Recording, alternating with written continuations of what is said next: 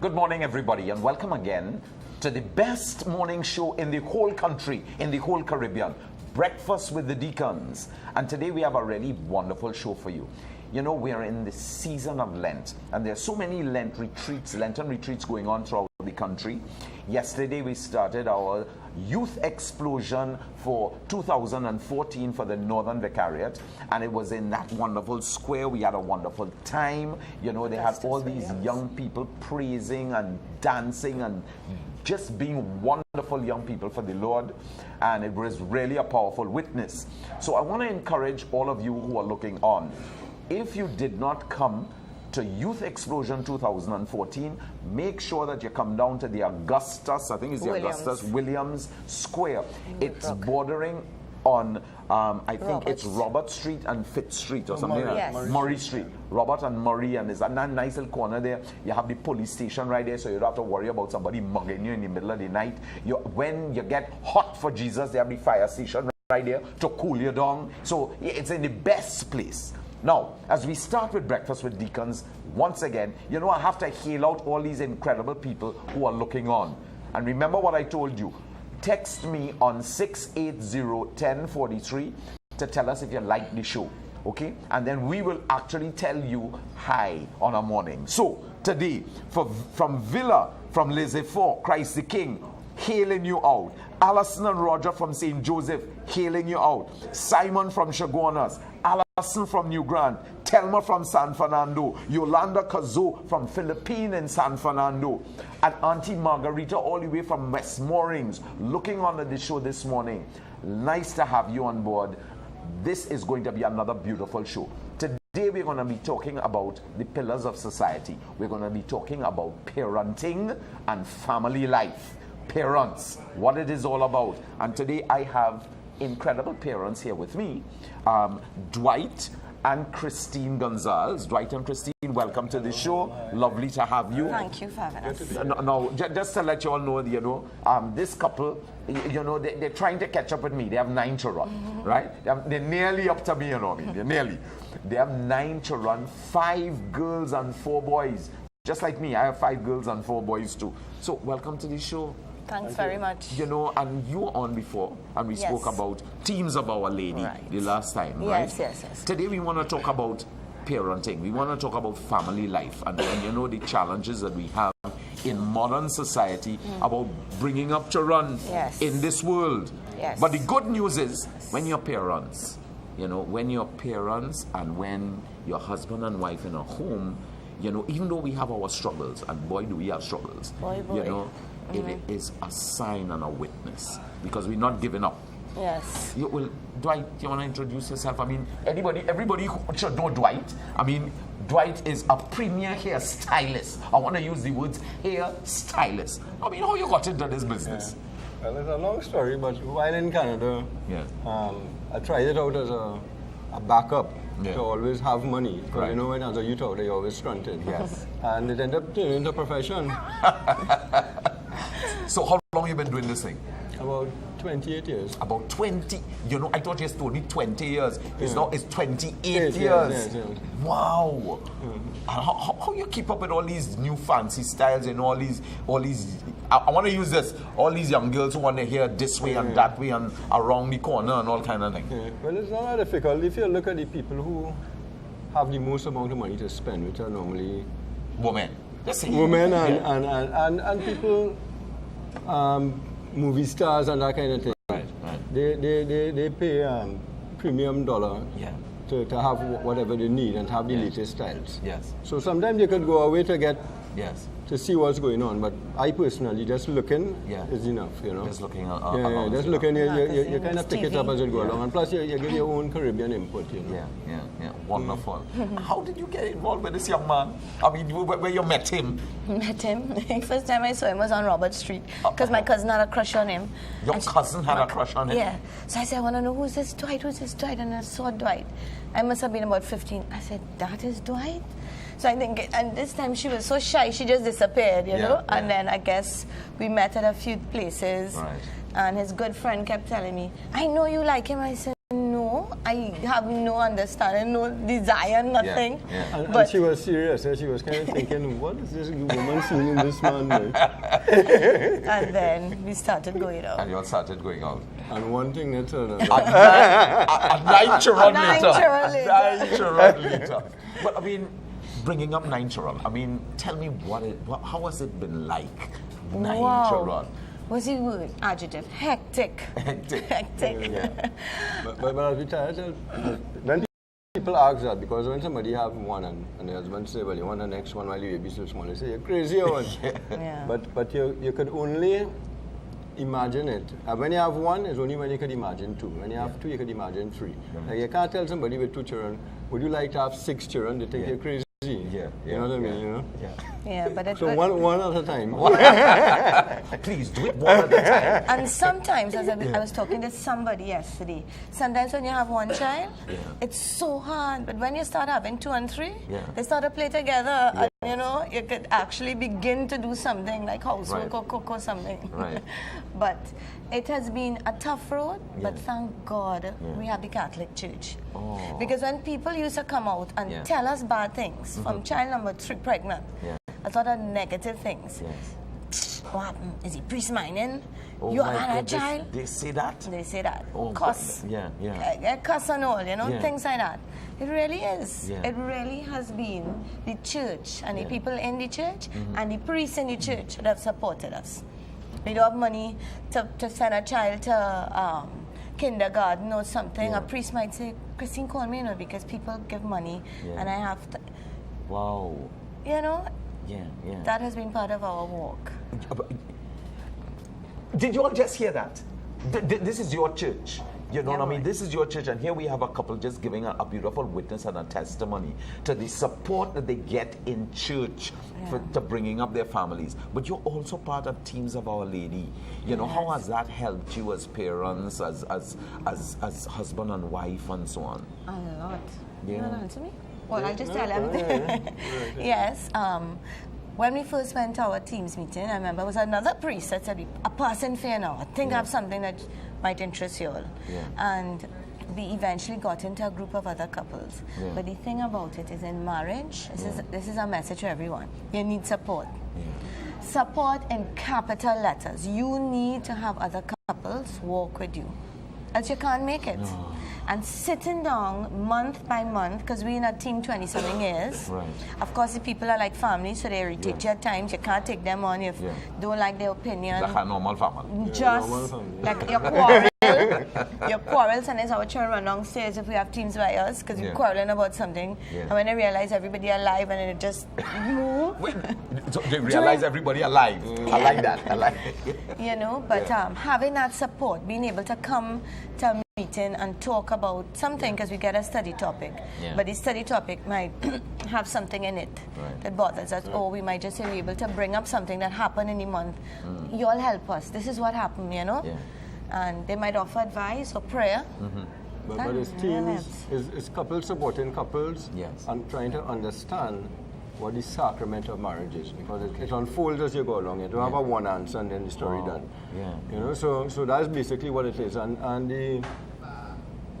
as Christine said, I mean, from our own experience, every couple needs support. Couples really need to be interacting with couples, and that's what attracted us. Because she was doing her own thing at Emmanuel, I was doing my thing from time to time in a men's group, and something was still missing. So somehow that couple thing where we have to go as a couple, and where, I mean, the first thing you realize when you hear people share is that everybody in the same boat. You know what I mean? So that alone is a relief. When you hey, I thought something was wrong with us, but everybody in this thing, you know? Couples and with children. That was another fantastic. Where are you going to find a group that you could bring your children to? So you could bring your children to the lines with couples. Oh yes. Or Teams of Our Lady. Even to the meeting. Even to the meeting. Of course. That's not true. There was at our meetings, and there was 21 children. Oh, 21 children. 21 children. Well, I mean, half them is yours. By the time we bring 9, it don't take much. Yes, you know, so the priest there, I remember, if sometimes you have a mass, children pitching marbles, marble hitting the foot. But you know, that is part of it. Yes. Or when we have we have our teams retreat, teams, the priest on the altar, and underneath the altar, the children playing. You know, but are very family oriented. Of course, you know, they have the endeavors of teams, which is the couple prayer, the individual prayer, the family prayer, the sit down, the rule of life, and the well, I know those are words that people are not really familiar with, and the study topic. But even in the movement, of course, like any other family, they have some people who, like an older couple who may not have children or forgot what it's like to have little children. Might think, well, I wonder if we should have children here. So sometimes you have to have little debates like that. But usually the priest, if he's aware of the conversation, we bring him in and he will say, no, let the children play. It's all right, it's not disturbing me. Especially like Father Neil. Father Neil was, he was the champion for that, you know. Is he, because Teams International, they don't encourage that as much as we do in Trinidad. They started off that way. And Father Neil always encouraged it. Alison and Malden. Yes. He encouraged what?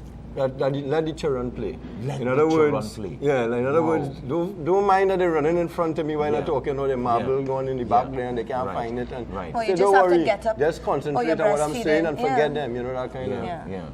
It's just a very That's a kind of a real Jesus approach. You know what I mean? To allow the children to be children. Yes. You know, and that is so beautiful because then they become comfortable and they find that the space for them here with their parents and other parents is a space that they can feel comfortable and they can be who they are. Yes. It is a tremendous witness because we had a recent experience where one of our daughters, she's not going to church right now.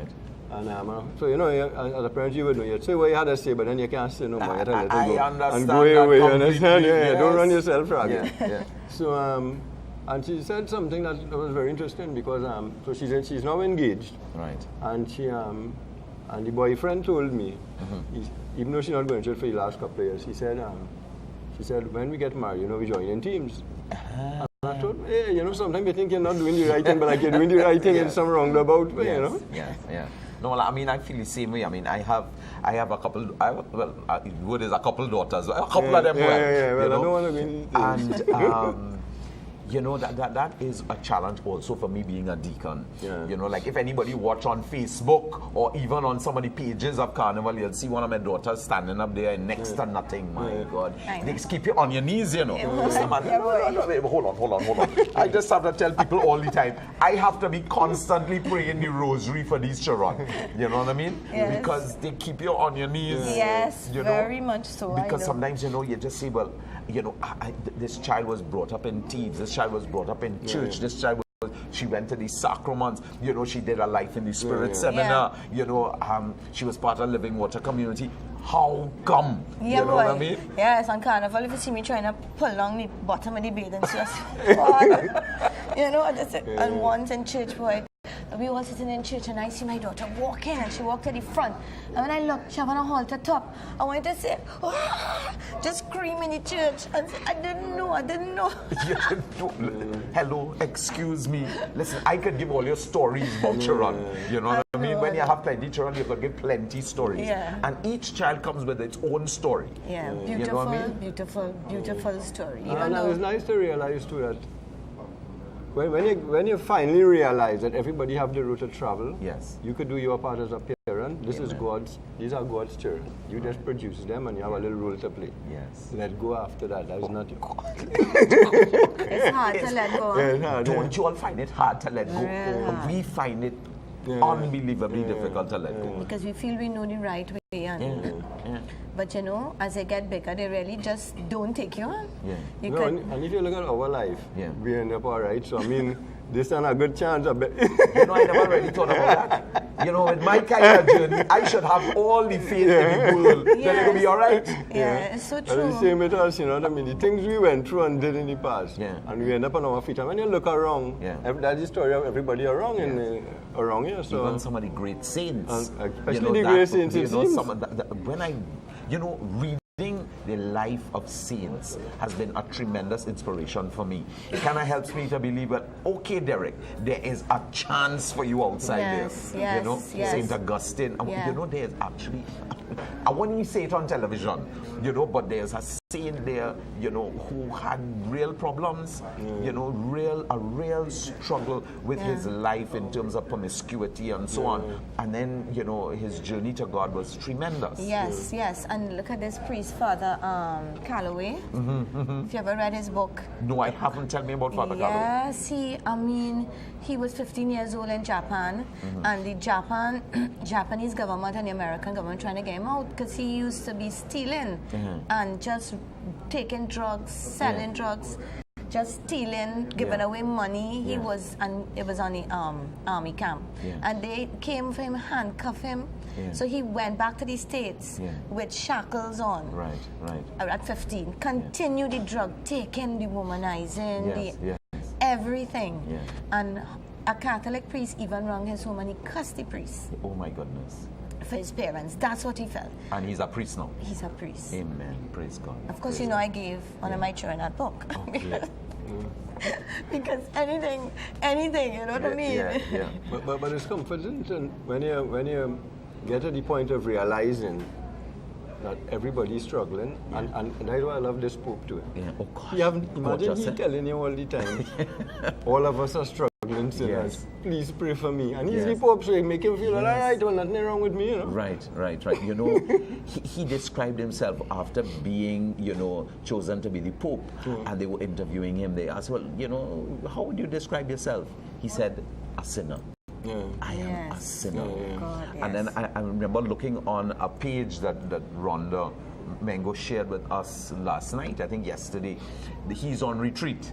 And there he is sitting down in the back, you know, amongst a whole other bunch of priests and so on. He sat down in the back, no cap on, you know, just with his white cassock, sitting down like every Job, like another priest, you know, in this retreat. So humble, so holy. I mean, you know, we have to pray for him, you know, because just as, I mean, he's asked us, you know, on the very first time, he said, listen, before I can pray for you and bless you, please pray for me, because it's not an easy job. No, and it's like our duty, you know. I never even realized that was a duty of a Catholic, to pray for your priest, and of course the Pope. And people listening now, him being the Pope, it puts you in a better place. In other words, just as you say, your child given trouble, you know that it's part of the journey. You don't have to feel bad about it.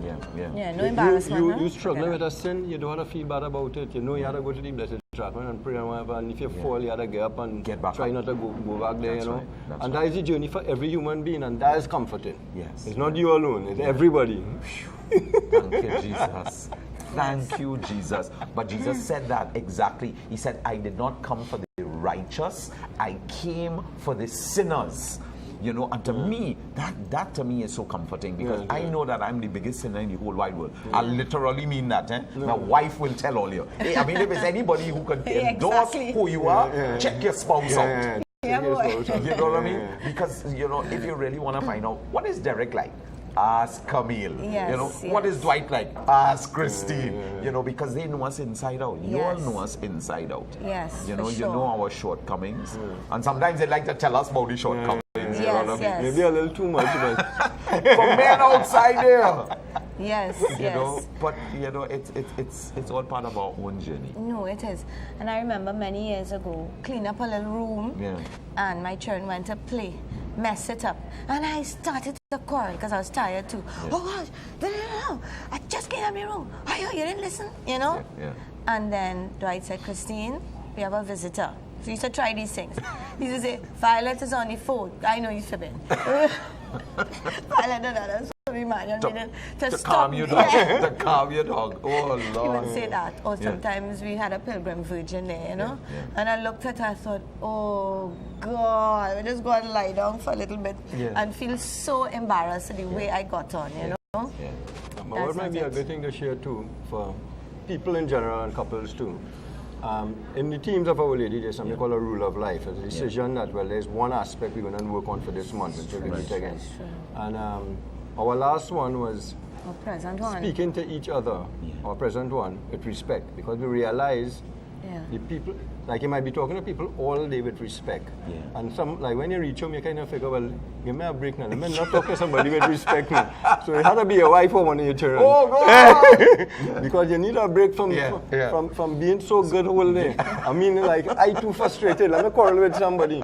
So we realized that's what leads to arguments in marriages. Yes. The spouse and hurt and all kind of problems. If you only spoke, so we picked Father Jude because we have a lot of respect for him. He's a good friend of ours. Yes. So we say, when we're talking to our mother, Father Jude is who you're talking to, right? Yeah. So when you're talking to him, I say, listen, it's Father Jude you're talking to. You're talking to Father Jude.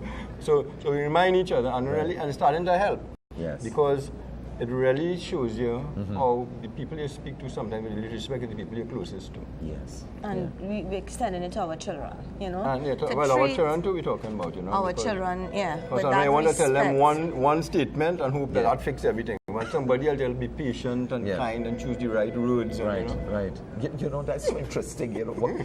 You see when you have so many of them, you know, each one of them coming at you with a different angle and everyone is so different. You know what I mean? I have, you know, my last daughter, Sophie, you know, I begged her, I said, Sophie, you don't want to go and play carnival? I mean, Gabby's playing carnival, Heidi's playing carnival, and they talk about the whole string band playing carnival. No, Daddy. I said, you don't even want to go play one? No, Daddy. The child, all she wanted to do for the full 2 days was just sit down in her bed. You know, she had a great friend, her best friend, Daniela Lazama. And they just came home and they sat down and they made a movie and, you know, that kind of thing. Because they're both doing, you know, Sophie is doing film and Daniela is doing her degree in graphic arts. And that's what they were happy doing. You know, I came home and, you know, she would call me, how's everything going? Are you all right? You know, this is the kind of motherly one. You get any bunch? You're okay, you had something to eat, make sure you drink enough water, that kind of thing. Come on, the child is there. You know what I mean? She didn't even watch the television for carnival. Yes. You know, but so different to the others. You know, the others want to get involved, they want to be in carnival, they want to jump up, you know, but you always have somebody different. Yes, and that's good. Yeah, that's that good. is good. And it really is good. I mean, you know, because besides the Catholic band, they got yes. I mean, you know, I said, look at me a couple of years ago. Look at what Carnival come to, taking Panadol. And Carnival, you can't find a child and another child gone and where this one, you know? Panadol, headache. But it's really good. It's really good. You remember, even one of our children, one of the priests took them. Don't worry, I will take this one out and watch out. I said, you sure? You're doing this one, you know, real slippery. And he went on, he came back and said, looking red, loser. Loser. Of course, when eventually he went to the priest now to get her back. He lost me. I couldn't find him anywhere. I don't know where he went. I said, yeah, right. You're right. And the story is, a bus passing, but you know, everything moving slow. Right. So she said, going over there to talk to a friend. Yeah. He said, when the bus passed, he didn't see nobody. And then, so we said, look, we're going to look for her. So both of us only when she was 15. Or younger. So no, I think she was 15, so she went with her friends. Because they know we live in Woodbrook. And we go looking for street by street, and you know, you can't find nobody in Carnival. You know, we find her. I say, but what are the chances of us finding her? He said, very good. He said, you know what rosary I say? That was Bishop Robert. Bishop Robert. When he was a priest, When he was a priest. Oh, God. You know, today we're talking about family, we're talking about parenting, we're talking about life. This is life, you know, this is life. And I'm sure that lots of you looking on, you know, could almost identify with some of the things that we're talking about. The pranks that the children pull, you know what I mean? The zigzag ways that some of them would give us thunder, you know. Talk about children, you know. I mean, I remember Joshua, the day Joshua left secondary school, he decided he wanted to smoke. You know what I mean? And he's walking in my house with a pack of cigarettes. You never saw your mother smoke. You never saw your father smoke. What difference you doing smoking? You know what I mean? And they smoking and they drinking and they liming and you just have to Sometimes you want to pull your hair out of your head. Yes. Neither Camilo or I drink alcohol at all. Right. You know, it's always something with our friends. Say, what we going by them World Cups for, boy? They don't have no alcohol in the house. You know what I mean? It's a big thing. But now we have Big Charan, they bringing in the alcohol. Oh, gosh. You know what I mean? I mean, you have everything because, you know, you have even marijuana. Oh, gosh. You have all of that. Yeah. You have everything to deal with, you know? Yeah. And the explanation about sex before marriage, the explanation about, I used to put my children down and say, no, repeat after me. No boyfriend till after A levels. Do you think they listen to me? No. Didn't. And as Bishop Robert said, the mango doesn't fall far from the tree. So, so even with all the praying, the reality is that our lives are going to be reflected in our children's lives. So we have to learn a lot through reading and like through Teams of Our Lady. We had so many seminars and retreat that taught us things. You know, like we used to be really fussing because of the phone bill. Of course. Because I mean, unless you're a millionaire, you don't mind the phone bill your teenagers run up. Right. So we used to have lots of quarrel, try to lock the phone, TSTG door have a proper lock, buying a lock, all kind of things. Take off the lock, make a call and put back on the lock. Oh my God. What about telling TSTG, look, put my phone one way. You know what I mean? Yes, and all of that. We did it. When you have somebody sure you have to do it. What about eating you out of house and home? Oh God, yes, we're still going through that. Oh, they're still going through that. Boy, I have a son. In the middle of the night, you will hear pots tumbling all over the place and he's cooking up a storm. Yes. You know, I've just given up. I just walk upstairs and join him. You know what I mean? What are you cooking? I hope you cook something for your father. You know what I mean? Yes, and I remember Sister Helena saying, teenagers need to be on the phone because they are very lonely. That was in a retreat and I saw a wife talking to us, you see, so and so and so. In other words, don't get on. Well, I mean, money now comes into play, but at least we have an understanding. Hold on, say that again. Teenagers are... get very lonely and they need to be on the phone. The phone a lot. Yes. But they don't need any encouragement. They don't. So let's not give them any. So what do you say about wives? What do you say about wives? All right. Your wives were always on the phone. Let me tell you about that. Does it mean that you all are lonely? Yes, Well, that's part of it. No, that's part of it. Because in other words, wives would love to share with their husbands, but you know sometimes men, when he gets upset or I'm sharing something emotional, him now, woo, call Lydia. Go and call Lydia. He used to tell me. You're not bound to tell me everything. Of course, and I think that's even why, you know, women are drawn to priests too, because you could sit down and you could tell a priest everything and he's so interested. But husbands, maybe from the makeup, you know, will say, or want to give you a solution immediately, but it's not really that. You want somebody to say, seriously? What? Oh my gosh. Go on with that for a long period. And you like come to the point now, you know, like. So even that would be a hurt in a marriage, you know, but it's lovely, like even being able to go to a team's meeting and being able to share with other people. Or like the other day, a friend was sharing and I told her, I said, oh, go, but this is like 2 weeks before the actual story, she was starting to share, you know. I said, oh God, come nearer to the time. And he said, let us share. And I almost fell down, you know. Because who said that? Let's share. He said that. Let's share. We're going to get a taste of our own medicine, you know. No, but in other words, that has also been a struggle, you know. Thank God I had friends to be able to talk to, because again, that helps, that support. And the friends are a lot from in teams or your family, you know. I mean, we share a lot more now than we used to, which of course all couples need. They really need. And again, teams have an allowance for all that. Where you sit in the presence of God and you talk about, even if you don't get a resolution, you say what you have to say. Sometimes it's all, sometimes it's not, but saying what you have to say and the person just knowing how you feel. Sometimes they ask you not to even respond. I know how the person feels. I don't agree with it, I don't like it, but I know that's how they feel. And it makes it it's easier to live with the person when you're on when you could share like that. Because this is a sit down. Yeah, this is a sit down. Even if you don't mind me sharing this, even before he used to say, I don't know if I like to sit down, you know, because I figure it's just giving an opportunity for a woman to get to say what she wants to say to me. Men love to hear that. You know, and eventually he got to realize, no, it's much more than that. Because women, and I'm sure men too, need to express their feelings. Sometimes, even the other night we went around the savannah, and Well, you have time to go around the savannah. In the night, right, right, in the night. And you know, and nobody around, so you could actually talk a little loud. Nobody in the savannah, nobody around. Women love to talk loud. We have to keep it quiet. But we're reaching the end of Breakfast with Deacons. Listen, we want to have you guys back. I think today's show was so stimulating. Having a couple talk about real life, family life, what it is like to bring up a gang load of children. Breakfast with Deacons is always about good news. See you all on Tuesday. Dwight, Christine, nice to have you on board. Please come again. I want us, they have to have this show longer. Check you all out next week, Tuesday. Breakfast with Deacons, gone for the week. Bye.